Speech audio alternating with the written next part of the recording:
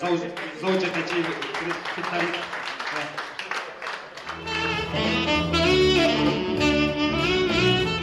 Бул жакта ачылыш болгондо Кыргызстан жеринин ортосуна илип койчусуз.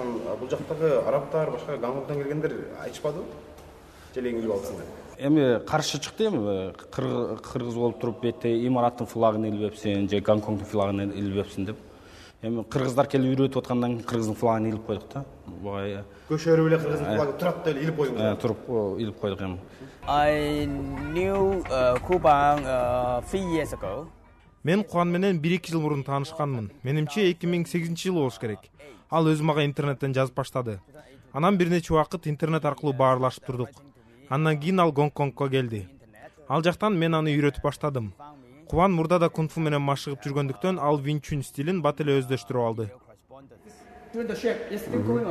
Эгерде сен импульс иштетпесең, ал удар сенин колуңду сүрүп келип калат.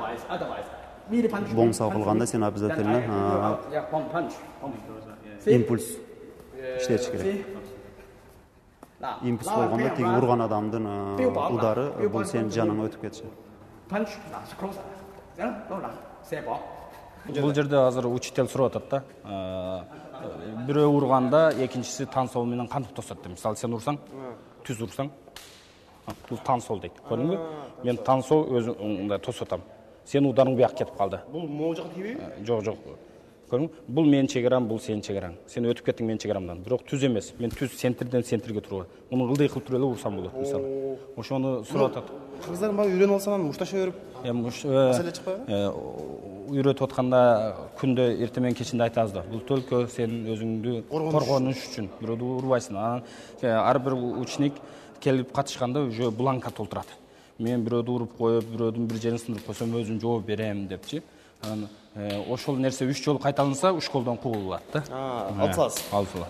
Бул мырза англичанин окшойт, Бул Тони Англиядан, бул Вайл бияктан, бул тиги экөө. Англиядан атайын Дубайга сизди издеп келип машыктабы? Ошо бизди издеп келип биякта эми өзүнүн жанын багыш үчүн бир компанияда иштеп атат.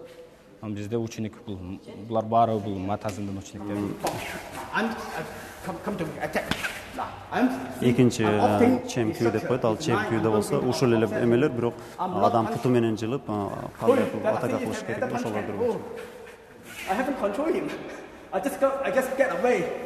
Полиция, Дубайдын полициясында машыгып турбайсыз бул жакта? Ал эртең менен только офицерлер. Сизден үйрөнүшөбү алар кантип? Кандайда ушундай эле эртең менен 8ден баштап 12ге чейин. Кечинде бул жакка келип балдарды карап турабыз. Сиз муну кантип үйрөнүп алдыңыз же Баткенде ошол Вин Чун кунг-фу менен машыгып турган бирөө жарым барбы? Жок, мен ошол Кубаныч байке менен таанышып, Кубаныч байке мага көрсөтүп ошол Донолмактын эң алдыңкы азыр дүйнөдөгү эң алдыңкы окуучулары болгон Анатолий Волошинде 2 жылдан бери Москвада даярданып, ошол Дубайга келип Кубаныч байке менен бирге иштешип, ошол Вин Чунду өнүктүрүп, Кыргызстанга да өнүктүрсөк деп даярданып жүргөн. Арабтардын спорт менен мамилеси кандай экен негизи? Арабтар спортко кызыгышабы Кубаныч байке негизи? Азыркы футбол уже буларда номер 1 кайсы? Номер 1 эми футбол, экинчиси азыр теннис болуп атат, чоң теннис. Үчүнчүсү эми биздин кунг-фу болуп атат десек жаңылышпайсыз. Вин Чун кунг-фу. Буга чейин сиз Вин Чун кунг-фуну араб өлкөлөрүнө сизди алып келди десек болобу? Же буга чейин эле ушинтип Дубайда машыгып жүрүшкөнбү? Жок, эми бизди алып келди десеңиз болот да, биринчи. Биз бул Кувейт, Бахрейн, Катар, ушу жакынга карап өлкөлөрдө Вин Чун кунг-фу жок. Ошо биринчи биз Дубайда Вин Чун федерациясын ачып, азыр пока уруксат берилди. Эми ушу чоң зал болсо уруксат беребиз дегенде чоң зал алдык. Эми ошо Кувейт, Бахрейн, Катар, Саудия, Амманга ачалы деген ниетибиз бар. Сиз канча адамга туруштук бере аласыз? Мисалы, көчөдө билип кетип атсаңыз, билбей эле сиздин Вин Чун кунг-фу менен машыкпаганыңызды билбей эле бирөөлөр тийишип алсачы, акча пакчасын алабыз деп бир 5 бала, 4 бала тийишсе. Эми бул ар кандай болуп калат. Бир 10 адамга туруштук берип калышы мүмкүн. Алар эгер спортсмен болгон кезде деле. А кээде ушундай болуп калат, вообще спортту билбегенде айылдан келген адам сабап коюшу мүмкүн да. Бул адамдын өзүнөн, спорттон эмес. Адамдын өзүнөн. Бирок коргонго даярсыз мындай. Кудай буйруса даярбыз. 4-5 оюнчуга чыгасыз да эми жөн эле. Чыканак кичине өйдөрөөк болуш керек, манжалар болсо кичине ылдый болуш керек. Экинчи колдо ошондой келип, чыканак кичине өйдө болот, манжалар кичине ылдый болуп, центрде кармалат. is higher than the wrist. Эгерде сен колуңду каттык бекем кармап турбасаң, тиги саңа против болгон адамдын удары сенин колуңду артка кайтарып, сен кайрып же саңа атака кылышы мүмкүн. Hi, my name is Tony. I'm from London, England. Менин атым Тони, мен Лондондон келдим. 5 жашымда карате менен машыгып баштагам. Андан соң жеткинчек болуп жүрүп бокс менен да машыгып калдым. Менин агам Винчун менен машыкчы. Винчун жөнүндө ошол агамдан уктум. Өспүрүм болуп жүргөндө Брюс Линин фанаттары болчубуз да. Анан агам мага Винчунду көрсөтүп, мени таң калтырды. Бул жака келерден мурун Лондондо машыгып жүрдүм. Андан соң Дубайга кетишке туура келди. Лондонду таштап кетүү мага кыйынга турду, себеби досторумдун баары ошол жакта болчу. Бирок бул жакта да Винчун мектеби бар экенин билип, аябай сүйүндүм.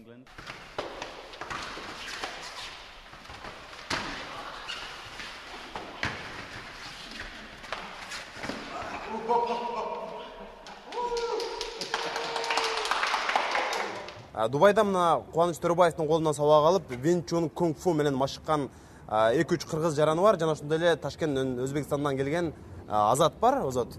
Жана Самат, Өзүң билесиң, мына Кыргызстанда жаштар көбү мындай эркен күрөш менен машыгышат, же айрымдары футбол менен, бул Винчун кунг-фунун мындай өзгөчөлүгү эмнеде мындай? Ал спортторго карагандачы. Өзүң коргонууда балким аларга караганда бул жакшыраак жардам береби? Биз негизи башка спортторду бул жакшы же бул жаман деп бөлүүгө болбойт да. Спорттун баары жакшы. Спорттун баары жакшы. Бирок бир аз өзгөчөлүктөрү бар да. Бир аз өзгөчөлүгү Винчундун бул Шаолинден алынган баягы кунг-фу десе эле азыр баары ойлойт да, мындай Брюс Линин анан дракон же жылан стили депчи. Бул жерде жок да, Винчунда. Самый керектүү нерселери, керектүү приемдору алынган. Жана бул атака кылганга эмес, блок кылганга өтө сонун спорт.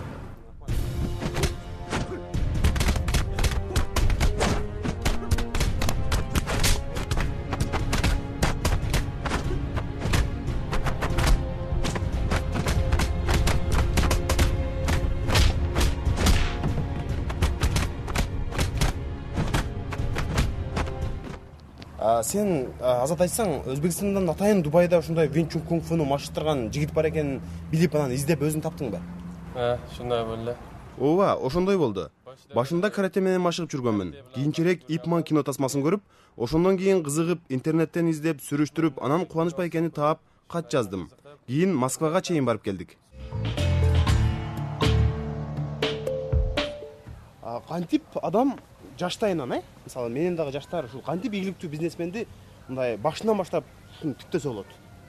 Ага эмне, акча керекпи, капитал керекпи, же эмне кылыш керек? Адам баласы өзү эмнеге катуу ниет кылса, ошо боло берет экен да. Эми ниетти кайда кылынат деген суроо болот да. Бул ниетти пайгамбарыбыз айткан жүрөктө кылынат деген да. Эми бүт бул кылып аткан ишибиздин баардык мемеси түпкү тамыры барып ниетке барып такалат экен да. Бизнес кылам деген эми жаштар менен көбү менен сүйлөшсөң эле баары эле бизнес кылышым керек дейт, бирок кантип башташты билбейт да бизнести. Бул бизнести эми издениш керек да. Издегенде баягы айтпадым, ниет кыласың да бир бизнес кылыш үчүн, мисалы менде бир рестораным болсун деп. Ошо боюнча издениш керек. Эми ошого фундамент керек бир ресторан ачыш үчүн. Ал фундаментти кайдан табыш керек? Бул акчада баягы эле. Анан издеш үчүн бул байлык же банкта же бир байдын колунда эмес экен да. Байлыкты Кудай Таала төрөлгөндө эле адам баласын башыга берип коюптур. Бул азыркы Брайан Трейси деген миллиардер бул мындай айтып атпайбы? Богатство, счастье, то ценности не надо его искать. Это тот ценности надо его развивать депчи. Башында бар ошон болгон өңкүш керек. Алла Таала адам баласы төрөлгөндө эле Алла Таала байлыкты, бактылуулукту, ден соолукту бүт адамдын өзүгө берип койгон башыгачы. Ошону изденип табыш керек экен да. Брайан Трейси, Бодо Шефер, Рэнди Гейдж, Роберт Кийосаки булар өздөрү кедей болгон. Кедей болуп кантип байыганды бүт өздөрүнүн китептеринде айткан. Азыр ошолорду окуп көрүп мен деле өзүм өмүр баямды китебин жазып атам, азыр жазып бүттүм. Мен ошо школду бүтүп келип Бишкекте Турецкий лисейде окудум. Андан кийин Пакистан Каруу университетте окуп бүтүп келгенден кийин келсем атам Дордойдо ташка сүйрөп жүрүптүр 65 жашында. Анан кээ бир туугандар сөктү. Атаң мынтип ташка сүйрөп жүрсө сен окуп жүрөсүң деп. Анан бул жака келип